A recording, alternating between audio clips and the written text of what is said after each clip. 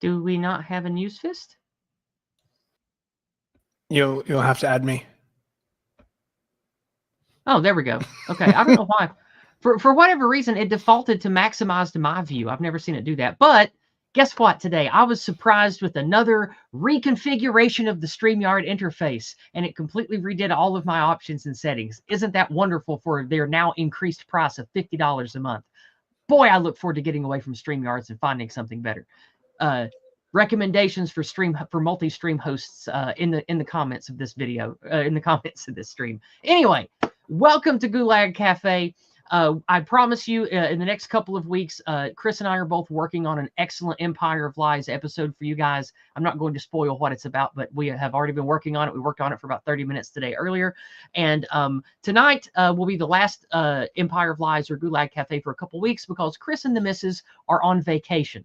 That's where he is now, so his internet might be a little spotty, but you'll be forgiving.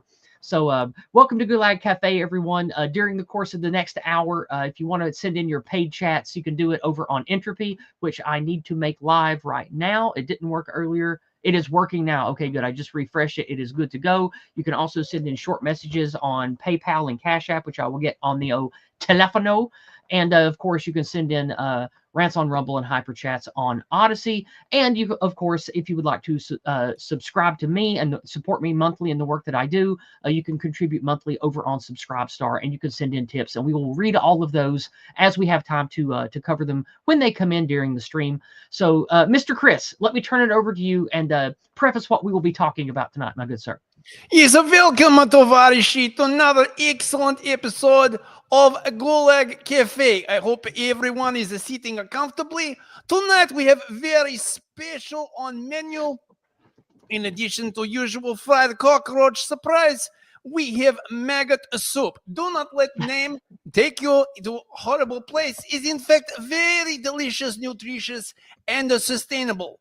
I must regretfully announce that I will be taking a couple weeks off for special diversity education. Unfortunately, I said the N-word in the privacy of my own yurt and was picked up by a hidden microphone. So I will be whisked away to a wonderful holiday diversity retreat to be beaten with rubber hoses until I promise to never say anything bad again. Tonight, much joy as we examine horrible capitalist invention known as rules-based international order. Obviously, all university studies not teaching communist theory have now been banned. But tonight you can get grounding in basic concepts behind international relations, deviant capitalist science. Don't worry, all concepts have been massively sanitized, so no bad thoughts will reach your ears. Please do enjoy. Yes, please do enjoy, everyone. And remember, please do enjoy. Yeah. And remember, you will be beaten and denied cockroach souffle if you do not send us, what can we say? Super chats. The people's shekels. The people's shekels, that's right. All right. Yes, all right. tonight we will be doing a sort of loose stream on the basics of international relations, which is a subject I did at university, so this is relatively low effort. International relations, what is it? What is it, bros? Well, basically it is sort of the mainly American and somewhat UK science, but mainly American science that describes how states interact with each other. The dominance of the Americans in this field, particularly in academia, has been overwhelming to the point where there are only sort of really two or possibly three ways of looking at this. The version that has been massively privileged, the sort of Euro-cuck Democrat version, is known as international relations liberalism, which is where everyone sits around a table and holds hands and sings kumbaya, and all decisions are made, through multilateral organizations like the EU and the United Nations, right? And which is why there have been no wars ever since the end of World War II, and everything has been absolutely rosy in the entire world, don't you know? And no ethnic or religious conflict at all anymore. Absolutely. The opposite of international relations liberalism, the bad school, right? Where all the people hang out behind the shed and smoke wearing, torn jeans and stuff like that is international relations realism. Terrible, a terrible, way of looking at the world in which is based on the anarchy of nations, a dog kind of world where there is, no law, no rules. It's just a free for all, right? And imagine that disgusting inhuman urge to want to have national sovereignty for your people. How evil! Yes, and in fact, it is so evil that in order to prevent war, we must have World War III in order to prevent it. Don't ask me how that fucking works. International relations liberalism is fundamentally retarded in the sense that it can work kind of when you have a situation like what evolved after World War II, where you have a large sort of global hegemon, a global policeman, as it were, to sort of keep the rules and sort of kick everybody in line.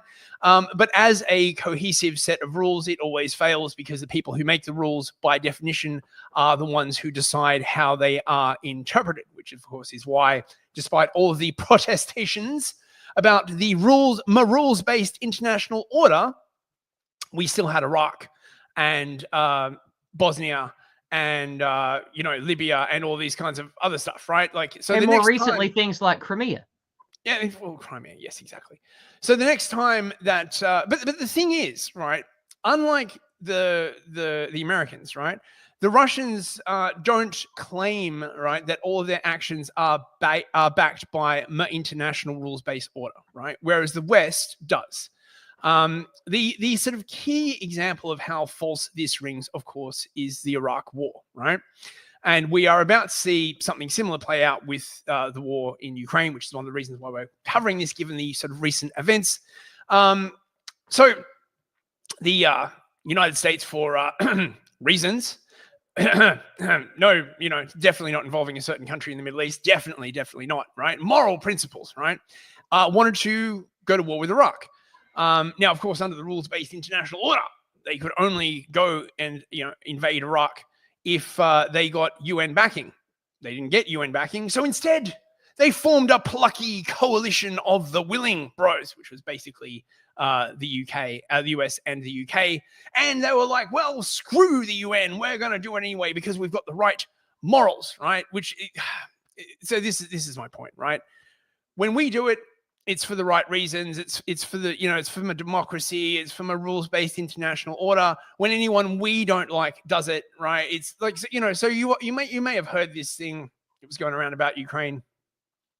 The war in Ukraine is bad because Russia is a large country and Ukraine is a small country and they invaded. What about Iraq? Iraq was a tiny, poor country. Like, just because Iraq on a map is big, like Iran, never forget that, like, 85 or 90% of everyone Middle Eastern lives somewhere in Iran. Like, most of the other countries are very sparsely populated. There's almost nobody there. It's just mostly wilderness desert shit. And so when you look at Iraq versus, the US or the UK, it was a very, very big, powerful country picking on an itty-bitty one. Yes, but for the right reasons, right? You got to understand. And when it weapons comes of mass destruction, don't you know? When it comes to the nation of Israel, it's always the right reasons, basically, right? But it's true, right? Iraq posed, no real serious threat to the US. The whole idea that they invaded Iraq for oil, again, is just a cover, in my opinion. It's a bit like saying China invaded Taiwan for rice.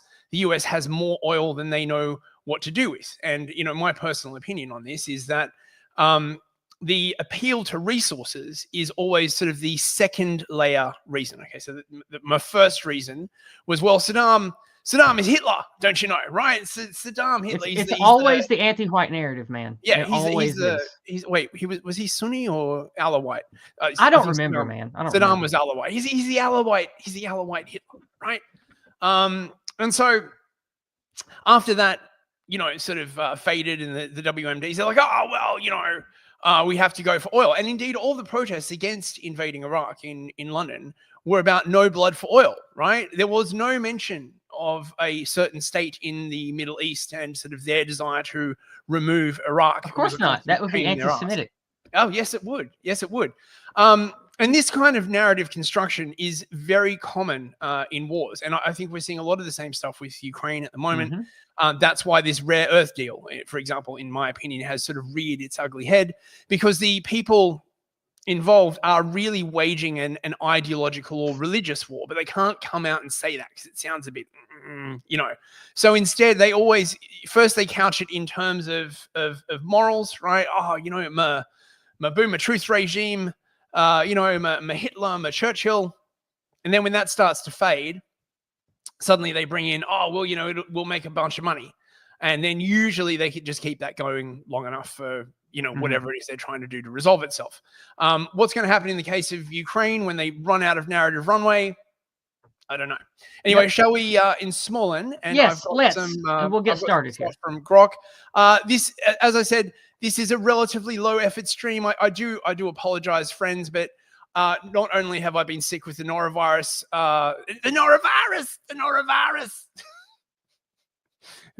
tummy ache, but I'm burned out, mate. My brain is like throbbing. So I hope you will enjoy this nonetheless. Where's the freaking window? Come on. Right. So my rules-based international order is ending. Oh no, bros. What will replace it? Well, the same thing that existed basically always, right? The rules-based international order was we had kings for thousands of years for a reason. Yes, right. So there are basically two schools of international relations, 3 or 2.5 technically. There is also constructivism, which I will talk about in a bit. The two big ones are liberalism, the good one, right? The one that all the proper people believe in, right? Now, because I did this at university, I'm particularly salty on this point, because realism was just regarded as this ew realism. For example, my teacher really disliked John Mearsheimer. He's like, I met Mearsheimer once. I didn't think much of him. But the thing about Mearsheimer was he was 100% correct about what would happen in Ukraine. And because I also kept saying in class, this is going to end really badly, right? There's no way they can win. This is like a fool's errand. My teachers were always like, bullshit. All right. I also presented a realist argument about strongmen and the power of kings to my history professor, and this was his rebuttal.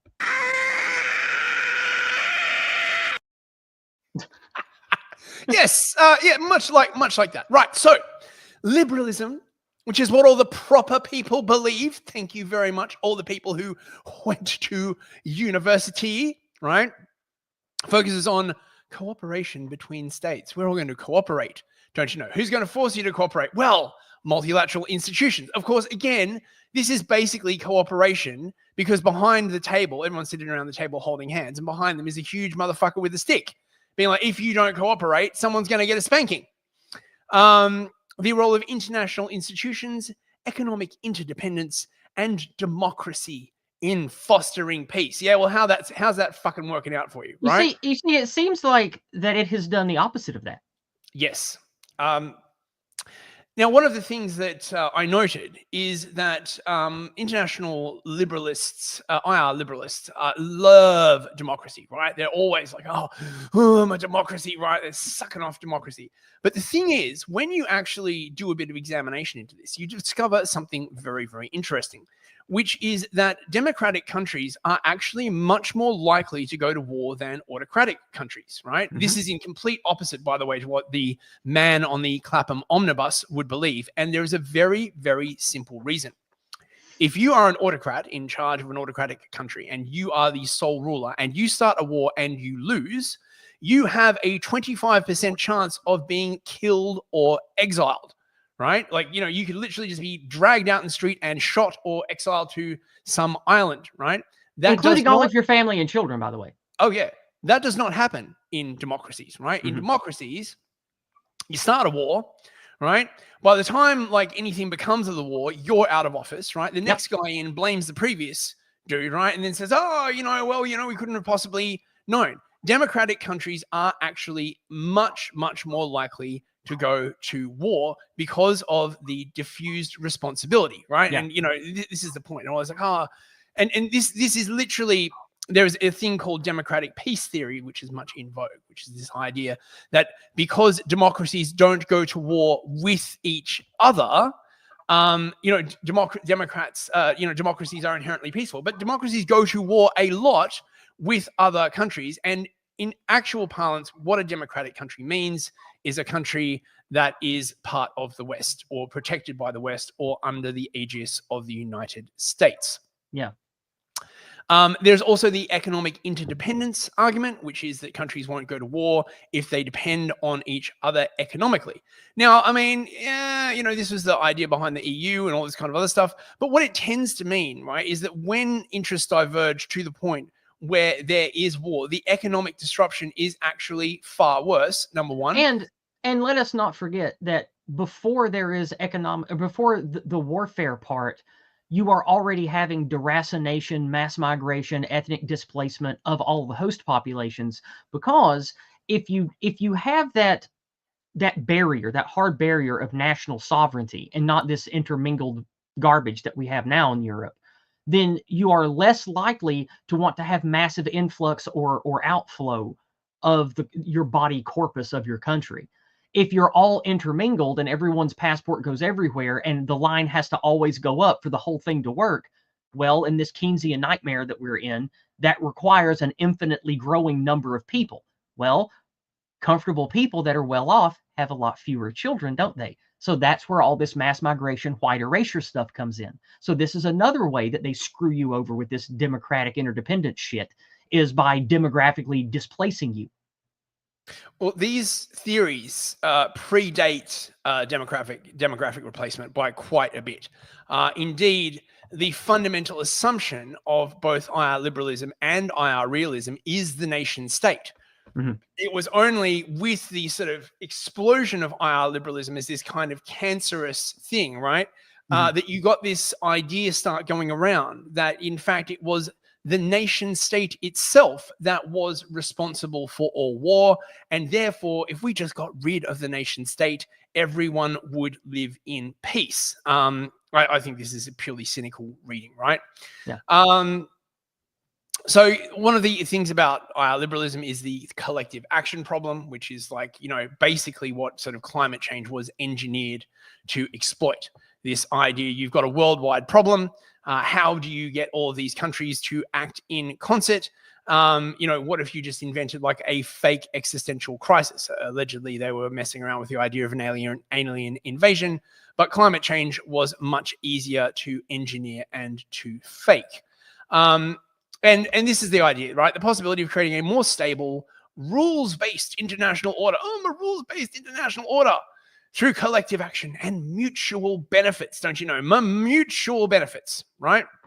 On the other side, out the back, smoking, doing weed, reading forbidden books are the realists, the pessimists of the international relations. Very anti-communist, the realism. Very anti-communist. Very anti-communist. They have you'll never believe this is. They believe that humans are fundamentally like warlike.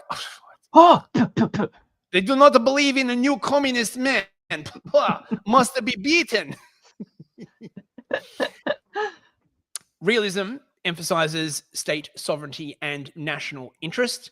Again, you need a nation state for this, by the way, right? Yeah. This sort of all of this is predicated on the idea of the nation state. Power politics and security competition. Now, this is the thing, right?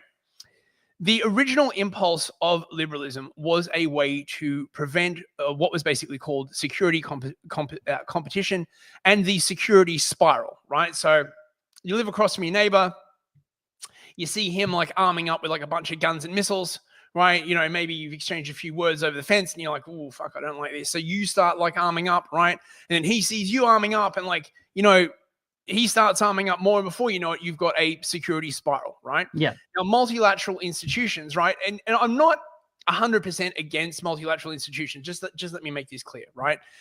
It's just that they can go too far, and they have definitely gone too far, right? Yeah. So the original idea of stuff like the START Treaty, the US and Russia, they like get together with the neutral mediator, and they're like, let's reduce the number of nuclear missiles we've got, and no. I am in favor of that. The problem with multilateralism is that it's basically gotten to this point where, and it always comes back to this idea that like everyone's going to disarm. This was the League of Nations was the first sort of like thing of this. We'll get rid of all of the weapons in the world, except the League of Nations will have it. And you still see this idea, by the way, in the United Nations. Every country will get rid of its army, except for the United Nations, which will have an army to enforce order. Which we just heard recently, they want to raise 800 billion euros to make a new army for them, but nobody else gets to have one. That's the EU, actually, not the United Nations. Oh, that's EU, right? Not UN. Sorry. And a principal concept, a plank, if you will, that IR realism rests upon is the concept of the anarchy of nations, right? Where every nation acts in its own self-interest. And this is basically true. We're seeing this now. You cannot arrest a nation, right? You can't clap a nation in irons and send it off to the jail, right? And sanctions have basically been sort of the attempt by the multilateral world to get around this problem, right? You can only march in there and go to war if you want to bring a nation to heel, right?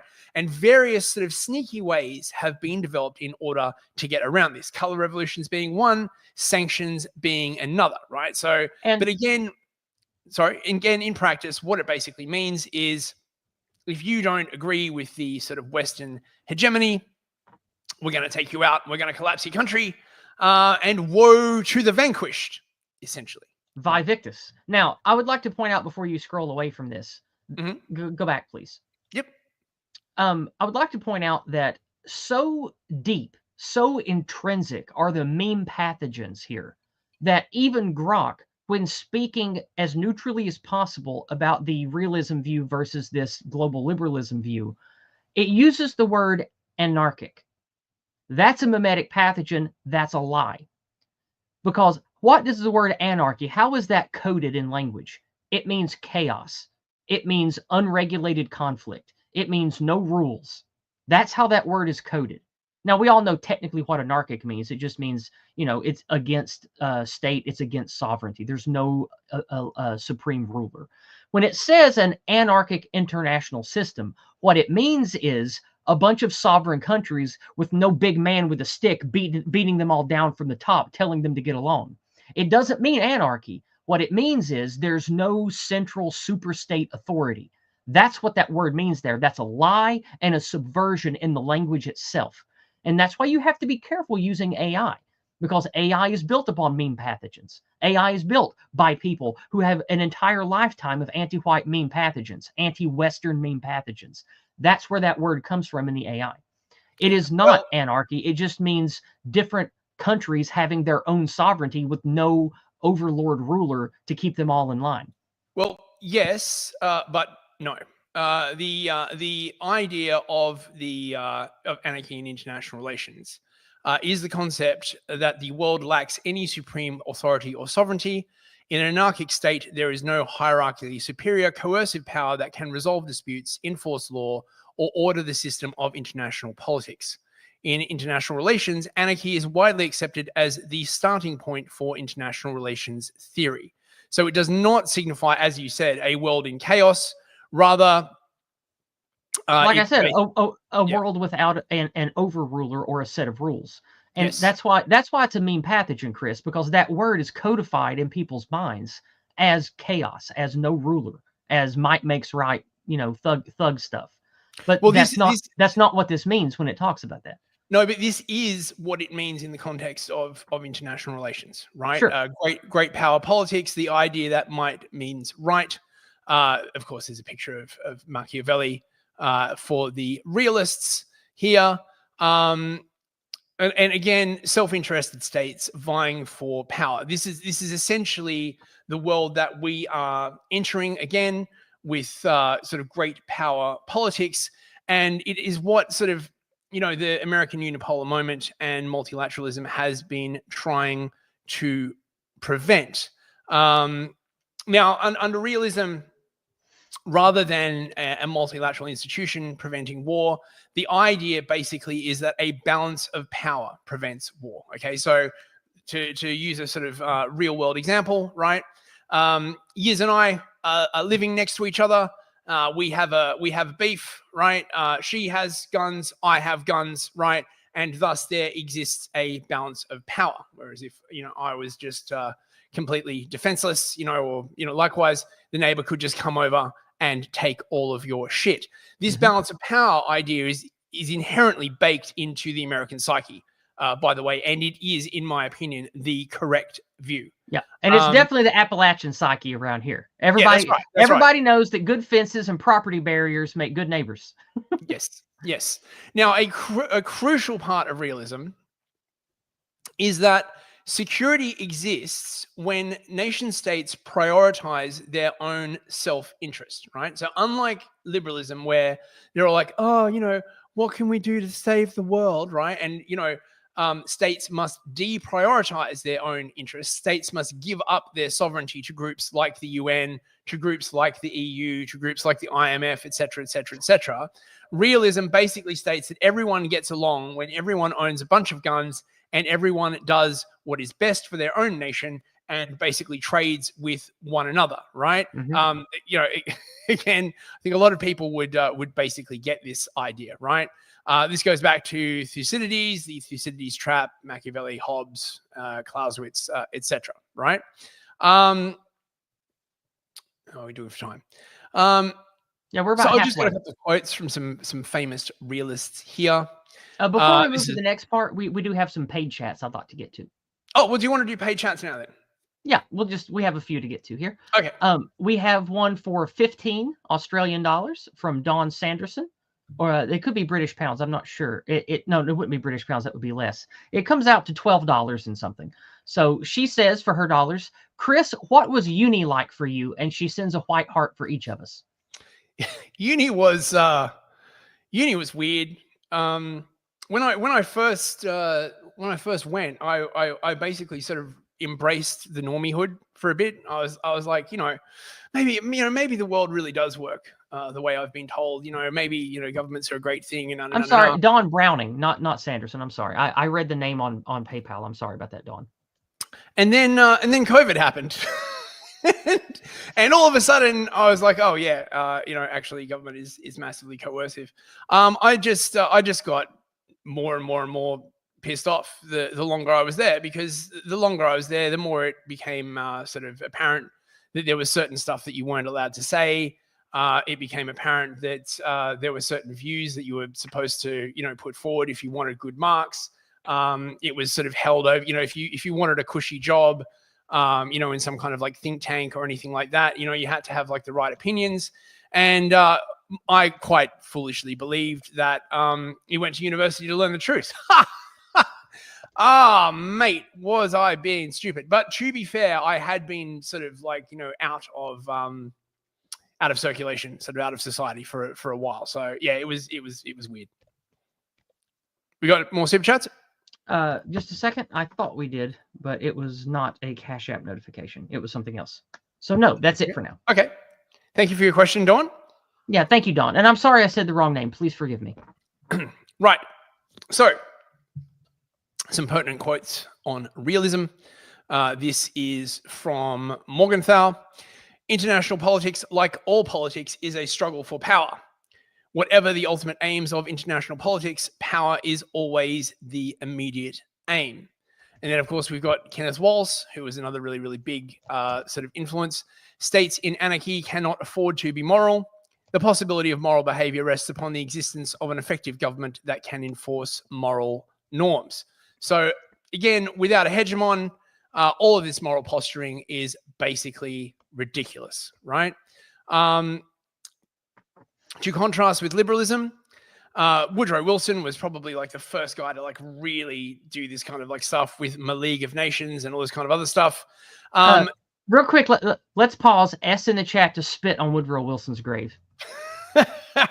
Yeah, well, I mean, Wilson is such a retard, right? Once I discovered that he was in fact being puppeteered by this guy called Mandel House, that was basically his sort of, brain. He was essentially like a puppet. It made a lot more sense. But listen to this quote by Wilson. Okay. The world must be made safe for democracy. Its peace must be planted upon the tested foundations of political liberty. They can literally be saying this kind of like stuff again, right? Today, right? Nothing bloody changes. Cohen, of course, was a big one. Cooperation is not automatic, but it can be fostered by institutions that reduce uncertainty and provide incentives for states to work together. Now, this again is this sort of view.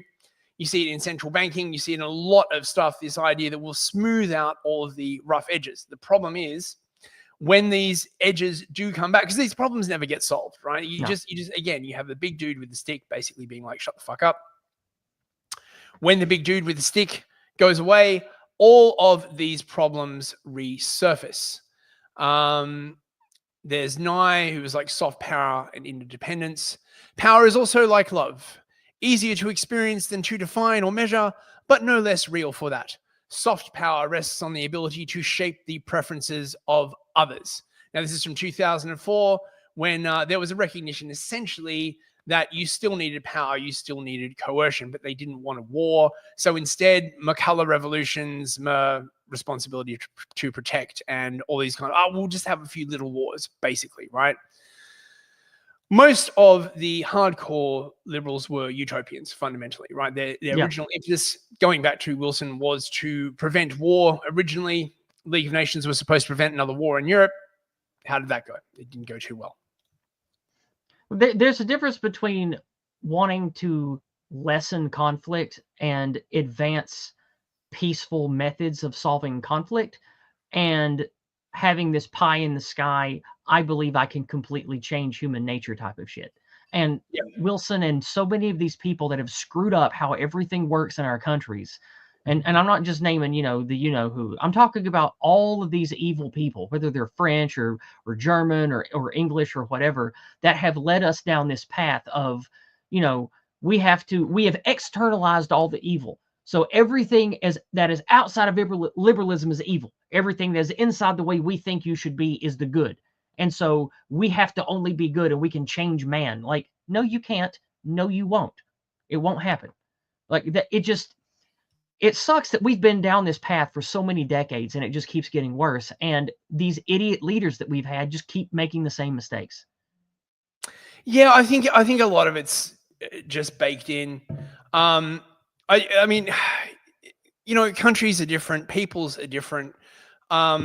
I think a big sort of impulse of a lot of this sort of anti-whiteism and mass migration is, at least the idiots that go along with it, is this idea that I think Kalergi was into this idea, that once we're all mocha colored, there will be no more war. What the fuck was this guy smoking? Well, I mean, again, I think that's probably just the wrapping they use to sell the ideological or religious or ethnic war, really. Because as we have seen, that's not even what happens. Correct. You move in people from all over the world, they don't all sing Kumbaya and mate together and create mocha children. No, they get into tribal camps and fight. Like just like Jason's Go Free method talks about numeric diffidence. So like once you get these groups in large enough numbers, they don't mingle at all. It's the opposite of that. They go against the grain. They want their own biospiritual dominance. They want their own way. They want their own religion to be dominant, and then they fight. Like it's just we've seen it dozens of times. Oh, I mean, just look 80, at Africa, 90 years, right? Africa, right? Like they're all black. They fight, right? And they fight and kill each other over tribal differences all the time. All the time, right? And like you talked about earlier in Iraq, same thing. Yep. Although there were sort of the religious differences in Iraq as well. The Sunni and the Shia have been beefing. Well, that's what I'm talking about. It's not just ethnic differences. Like religion's a big part of ethnic identity too. Yep. Now there is apparently a third school of international relations, which I was not really aware of.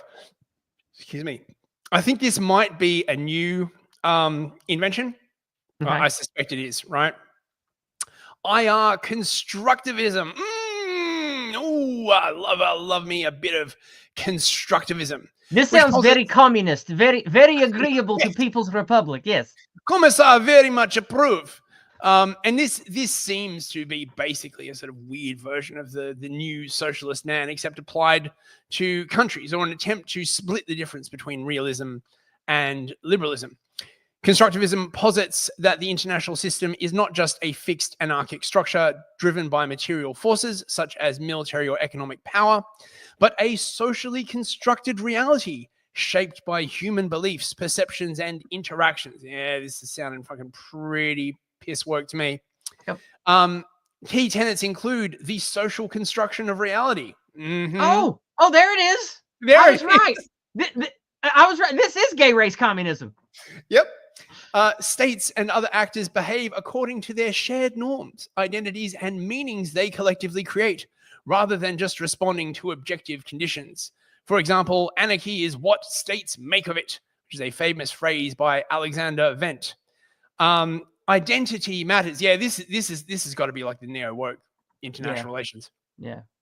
A state's identity, like, not even Tony Blair would like this shit. Oh, I don't know, man. I don't know. I think Blair would like anything that would fucking get him more power personally. But anyway. I don't know. Like, I've listened to a lot of Blair stuff because, you know, AA has a million videos on Blair. Yeah. And Blair doesn't seem to like this, like, hyper-communist, fake and gay identity politics stuff. He seems to want the Woodrow Wilson stuff. He doesn't seem to want this stuff. Yeah. So a state's identity, for example, as a democracy, a great power, or a peacekeeper, influences its interests and actions more than just its material capabilities. Norms shape behavior. International norms like human rights, sovereignty, or non-intervention evolve over time and guide state conduct more than just a raw power dynamic. And agency and structure, actors such as states, individuals, and organizations, both shape and are shaped by the structures, norms, and institutions they operate within, creating a dynamic interplay. Oh my God, this sounds gay. Yeah. Constructivism does not deny very homosexual. So of course, very welcoming gay race communism. Yes, very. We do like a gay race communism. Please give blowjob to trans commissar at soonest opportunity. Constructivism doesn't deny power interests, but argues they're meaningless without the social context that gives them significance. It's often seen as a middle ground between realism's pessimism and liberalism's optimism, though it is not inherently tied to either. Yeah, that sounds... This is not middle ground. It sounds kind of gay. This is like liberalism on like anti-white, anti-male, super homo, like power drugs. Like this is not in between at all. This is not a compromise. This is a lie. So we come now to the liberal international order. Rules-based international order, bros. This changes everything. Now, this is you'll probably be familiar with this phrase. Everyone in the West is basically freaking out about rules-based international order. Again, right? You know, I mean, all these people would probably absolutely shit on Carl Schmitt, but the fact of the matter is, Schmitt is right. Right? Sovereign is he who decides upon the exception. If it is someone else other than you who decides upon the exception, then he is the sovereign and not you. Right? It doesn't matter how many like little medals you've got on your chest, right? Or how many letters you've got after your name, right? Whoever it is that makes the final call on the state of exception, he is the sovereign, not you, right? Doesn't matter if you're the prime minister or the fucking potentate or the chairman, whoever the buck stops with is the sovereign. It's like with the EU telling Romania, oh, no, vote again, bigots. You voted wrong. Do it again. Can't vote for him. Can't vote for him. Yeah. No. Yeah. So the rules, of course, are, you cannot make a rules system that covers everything. And as we have seen with liberalism, the more these sort of set of rules begin to divorce from reality, the more exceptions are likely to come up. And we're seeing this, for example, in the EU, right? The EU is a classic example of this. Mm-hmm. Democracy, right? But in Romania, they might vote for the wrong person. So you got to cancel the elections, right? You can't make a rules-based system that covers everything. And in practice, of course, it's the people who write the rules who tend to take advantage of them. So the rules-based order, right, the RBO, describes a set of global, rule-based, structured relationship based on political liberalism, economic liberalism, and liberal internationalism. since the late 1940s. So this is basically the Boomer Truth regime writ large, right? It's what we all live under, right? It's the United Nations, the World Trade Organization, the International Monetary Fund, and it's constituted by human equality, freedom, the rule of law, and human rights, except, of course, when it isn't. Open markets, except, of course, when they aren't. Security cooperation, except, of course, when it isn't. The promotion of liberal democracy, except, of course, when they don't. And monetary cooperation, except, of course, when they don't, right? This is the point. There are exceptions to all of these things. Who decides upon the exception? The people with the most aircraft carriers and nukes. Basically, yes. Or the people... Because remember, lethal force is the supreme power from which all other authority comes from. Yep. That's a truism on planet Earth. Yeah.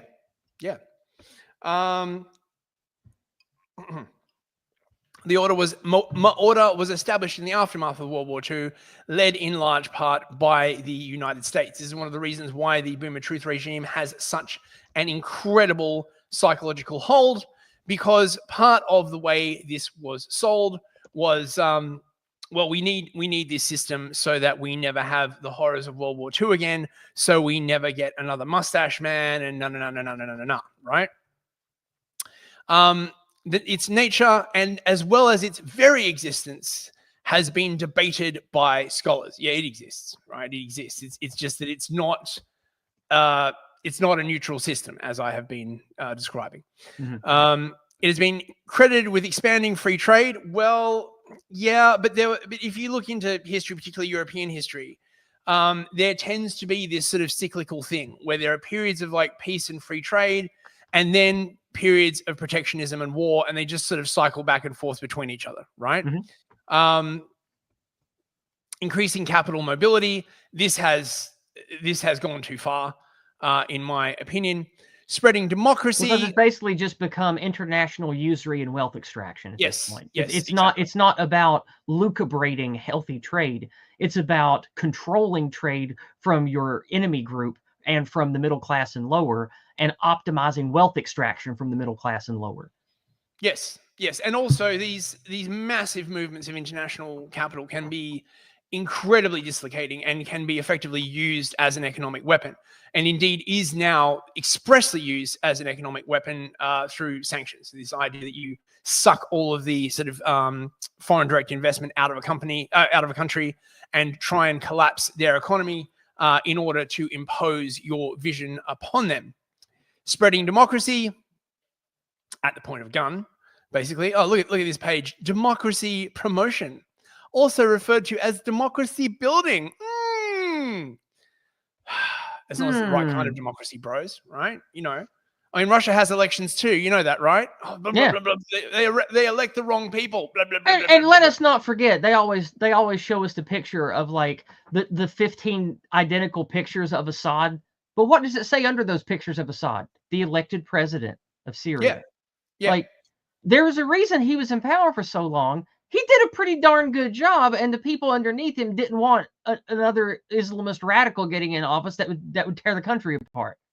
Indeed, when you talk democracy in this sense, it almost always means this sort of Western version where you oscillate between two sides of a uniparty, right? Yeah. This makes the agenda of a country very easy to control for minority actors. As soon as you get a very popular leader, someone who is strong, someone like Hussein, someone like Putin, someone like Assad, or Trump, the West is always like, he's a strong man. But often, Gaddafi, was Gaddafi elected? I think they had elections in Libya. I'm not 100% I don't know enough about that one. But Gaddafi was loved by the... Gaddafi was loved by his people, for sure. Yes. I just don't know if he arrived in power by what you could, in any reasonable way, call democratic means. I don't know. I can't say one way or the other. I'm ignorant of the details. Does anyone know about Gaddafi and democracy? Anyway, right. But my point is this, right? These strong men, they tend to stay in power for a long time. They often stabilize highly fractious countries. They are often beloved by their people and feared and hated by their enemies, by the way, because they tend to like clamp down very, very heavily on the chaos that was racking their country. Like that dude doing good stuff in El Salvador. They hate people like him. Yes, yes. According to Young at Heart, they had a system of local democracy, not sure about national elections. Right, okay, so yes. Yeah, I couldn't tell you about Libya. Right. I don't know. Libya had a very weird political system under Gaddafi. He had like a green book he called like the Third Way. It was a very, very weird sort of system, but it worked for the Libyans, right? But because you get these rulers, right, who are, once they recover a country generally from chaos and they've stayed in for like 10, 15 years and everything's going great, they do tend to get elected again and again and again. People are like, well, why do you want to change? And the West is like, oh, that's not democracy. And usually it's because they want to put their own people in, right? Like they want to destabilize. You're seeing exactly the same thing. And we learned a lot about that with Doge spilling all the beans about U.S. AIDS. Correct. The U.S. AIDS will be in them, civil society organizations, promoting human rights, which basically now means promoting immigration, anti-whiteism, McGay agenda. Like it's not human rights in the way that like anyone who originally attached themselves to this phrase would recognize. Imagine showing this bullshit to George Washington and being like, oh, I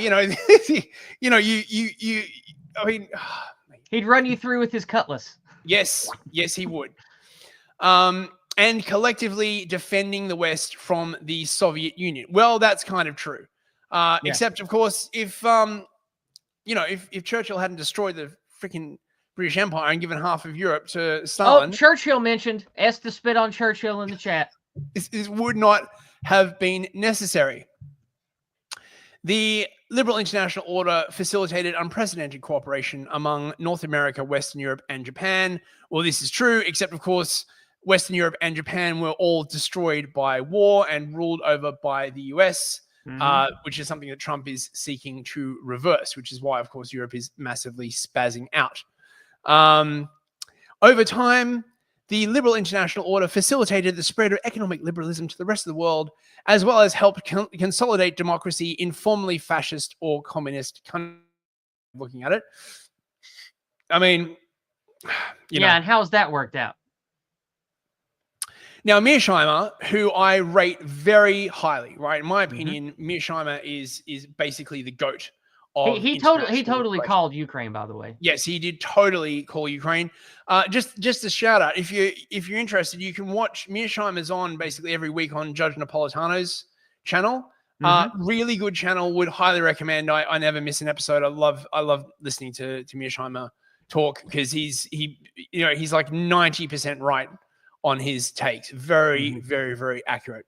Now, Mearsheimer basically said that the Liberal International Order was only really a thing after the end of the Cold War and the unipolar moment, right? The unipolar moment, for those of you who don't know, was after the defeat of the USSR. The Americans, with many burgers and many a yeehaw, decided that there was going to be the global hegemon and there was going to be it forever, and they didn't want anyone else rising up. And if you want to learn about certain people involved in certain rich families, all you need to do is do a deep dive on the Trilateral Commission. That will lead you to everything you need to know. Yep. So aspects of the Liberal International Order are challenged internally within liberal states by populism, protectionism, and nativism. Ooh. Oh, no. Ooh. Heaven forbid people want to make a good future for their children so they'll be around other people like them. How evil. I mean, this is Wikipedia, right? So, like, obviously it's right. It's lefty tier, but I'll just sort of populism is a range of political stances that emphasize the idea of the common people and often position this group in opposition to a perceived elite. Oh my God. Oh. It is frequently associated with anti-establishment and anti-political sentiment. Oh my God. Everyone knows the elites are just like us, bros.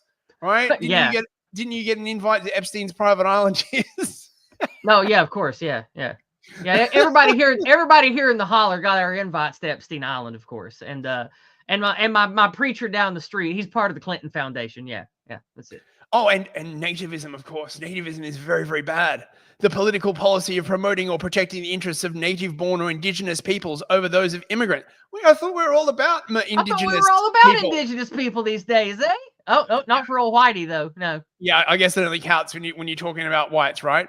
Over those of immigrants, including the support of anti-immigration and immigration restriction measures. Oh my God, did you know being against mass migration challenges the liberal international order, bros? It's also challenged by authoritarian states, which, again, the definition of this basically changes like the wind. Illiberal states, China, Russia, Iran, and North Korea have been characterized as prominent challenges to the liberal international order. So what else have we got here?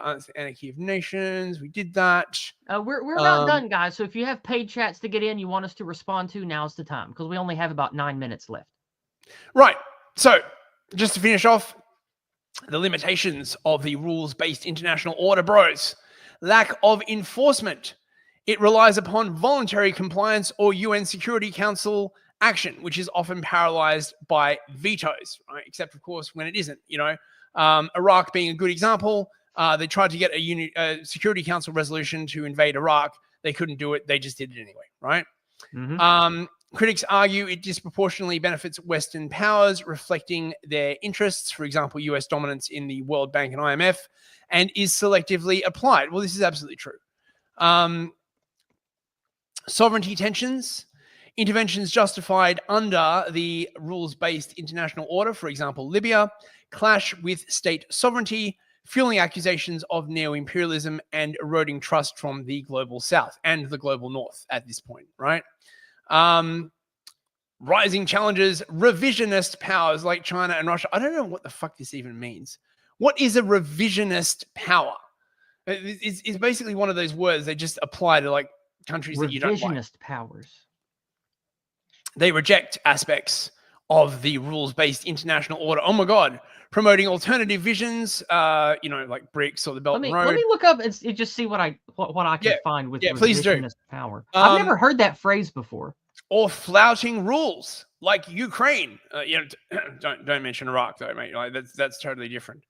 Real fast here. At least according to Wikipedia, revisionist state is a term from power transition theory within a wider field of international relations. It describes states whose objective is to change or put an end to the current system. How is Russia and China, how are they revisionist systems then? Well, they're revisionist in the sense that they want their own sphere of influence, basically, right? So they are. I still don't understand then, because that's not what it says on Wikipedia. I don't know. Whatever. Right. Let's just move on. I don't know. They are against the unipolar order, is what that means essentially. You know what I mean? All right. So while rules-based international order seeks a stable, rule-governed world, its effectiveness is undermined. And of course, there's other stuff like the rules-based international order basically says nothing about covert ops, overthrowing governments. I mean, it's supposed to be illegal, but they do it anyway, right? Yeah. So, in closing, now basically what there is to know about rules-based international order, international relations, liberalism, realism, and constructivism. So there you go. It's basically you took a sort of basic 101 class in international relations theory. That was really interesting. Well, let's embiggen and say our goodbyes and read the paid chats and get out of here. Okay, good idea. Embiggen? Yep. All right, let me do all of the roundup again. If you have anything to say, get it in now. We will start with Jason Kuna, who is with us tonight, Mr. No White Guilt. No White Guilt sends us $10 US. Thank you so much, brother. He says, I'm streaming tonight at 7:30, by the way. Jason, feel free to put the link to that in my chat. Let me make sure. Let's see. Do you have moderator? Actually, Ardent Party has moderator. Ardent Party, go grab Jason's stream link, or at least his channel link, and throw it in the chat here for everybody. Jason does wonderful streams. He comes at things from a white positive, folk positive angle that's sort of outside of the left-right political argument stuff. Very strong, charismatic, masculine speaker. If you guys haven't checked out his streams, definitely go over there and see if he's for you. I like his streams. Jason, thank you for the money. He says, I'm streaming tonight at 7:30 p.m. That's 30 minutes from now. Folk, Tithe, and Kip. Well, I will see you Sunday, sir. Have a great evening, and I might even check out your stream later. Nice one. Good looking out, Jason. Thanks for the super chat. Thank you, sir. All right. It's not up yet, he says, so just share the link whenever or wherever you can grab it for me, Ardent Party. Thank you very much, sir. Over on PayPal, still nothing new. Over on Subscribestar, we have from Dissident Knight. Dissident Knight, salute to you, sir, for $10 US. He says, come on now, how dare governance be based in reality? Unacceptable. We have a much better new reality of communism. Who needs fix on ground? We have fix in mind. Much, much better and more convenient for us, of course, not for you. Ardent Party in for $3 US on Entropy says the international order is broken due to weak U.S. leadership. Now that Trump's back, do you expect the situation to stabilize, or have the scum gotten too far under the Biden, Trudeau, etc. anarchy to avoid escalating warfare? Well, that's the $1 million question, isn't it, Ardent Party? How much effectiveness can Trump and Doge and his new regime have, and what is their actual goal? Do they actually want to wind down the U.S. hegemony? Do they actually want sovereign European countries to work against the EU and the UN? Are they going to attempt to dissolve the UN and NATO? We don't know yet. We don't know what's coming. So I'm not going to make a prediction on that front. I don't know if anyone can at this point. However, you don't listen to what Trump says factually. You listen to what he says and take it seriously. And he does seem very serious about making America great and stopping wars and conflicts. Now, to me, that means going against all this IRO, international liberalism shit, going against this global hegemon shit. Whether or not he will do that, whether or not the people that he is able to influence in court and the deep state want that, who knows? We will have to see what comes. Do you have anything to say to that, Newsfist? Yeah, so empires are expensive. And a global empire is the most expensive of all. Despite what decolonization tards will try and tell you, it is often more expensive to run an empire than not, right? Problems multiply. Everyone gets pissed off. You get so many foreign entanglements. Look at the huge amount of money that the US has been spending in all these weird places, right? You got to remember as well, it's highly likely that most of that USAID money was not going to lesbian dance classes in Pakistan. It was going to pay off for political favors, all this kind of stuff, right? And building intelligence networks.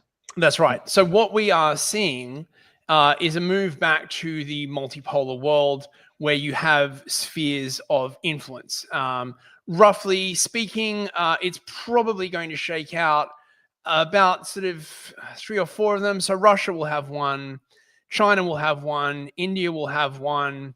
Iran will probably have one if we don't go to war. Iran might be sort of subsumed into the Russian and or Chinese sphere of influence. It's hard to say.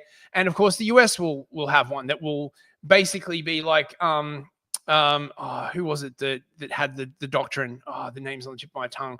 Basically, that the US's sphere of influence is the Monroe Doctrine. Monroe Doctrine. Thank you. Right, and the US's sphere of influence will be the Monroe Doctrine, and Europe will. I don't know. I mean, Europe is cucking itself so hard now. It can probably have a small sphere of influence as well. And once these spheres of influence are sort of recognized, you can then have, some kind of limited multilateral stuff at the United Nations to organize stuff between them. And again, right, some multilateralism is good, right? Like you've got to organize things like telephone networks and shipping lanes and all that kind of other stuff. I'm not the kind of person to say, oh, you should trash all multilateral institutions. The problem is when you don't allow countries to have spheres of influence that surround their nations, you get all kinds of problems. And it's really sort of impossible for there to be any kind of like lasting peace. So I think Trump's view basically is you give all these countries their sphere of influence, they will be well demarcated, right? So everyone will know where their sphere of influence is and where it isn't. And then maybe America will only just have to occasionally be like, China, your President Xi, this is outside your sphere of influence. Get the fuck back inside your sphere of influence, or, you know, the Russians or whatever. Yeah. And that is a lot easier to manage than being the global hegemon, essentially. Well, we have one last paid chat before we get out of here, and it is from the over on Cash App for $5 from the Tree Godfather, who's with us tonight. He says, "Populus alba occasionem cognoscere." Now, I don't know how to pronounce Latin, but I know that is Latin. I know that that means white people, populus alba, and cognoscere means to notice. So it might mean white people keep noticing. White people always notice. My Latin translation is not great, but I know the basics. So thank you for the white people message. I hope that I at least understood the basics of that. Thank you very much, Mr. Tree Godfather. So, guys, that is the end. The next week or two, we will be taking off. I am fairly sure we will be back in 2 or 3 weeks. He has a nice long vacation he very much needs. I will be back Monday night with a great host of guests, including Mr. Pete Quinones on Discord at Dragons. So I will see you guys then. And I think it's, Pete's next Monday, I'm pretty sure, because you're on next Monday, right, Chris? This Monday? I think you're. Let me check the schedule. I'm pretty sure. I think I can probably come along. I won't have to do. Let me check the schedule. Next week. Oh no. That's 2 weeks from now. Sorry. This coming week is Ardent Party and Fat Dave from Total Blackout Painting. That's who's this coming Monday. Pete Quinones and Newsfist are 2 Mondays from now. There we go. Awesome. All right. Awesome. So guys, have a great time. Have a great weekend, and of course, pray for Mr. Newsfist and his sick wife, and pray that they have a wonderful vacation and get back home safely. And of course, pray for Trump and all these people leading our country now. Pray that they do the right thing and the white thing. And with that, we'll say good night. Have a great weekend, everybody. God bless. Good night, everyone.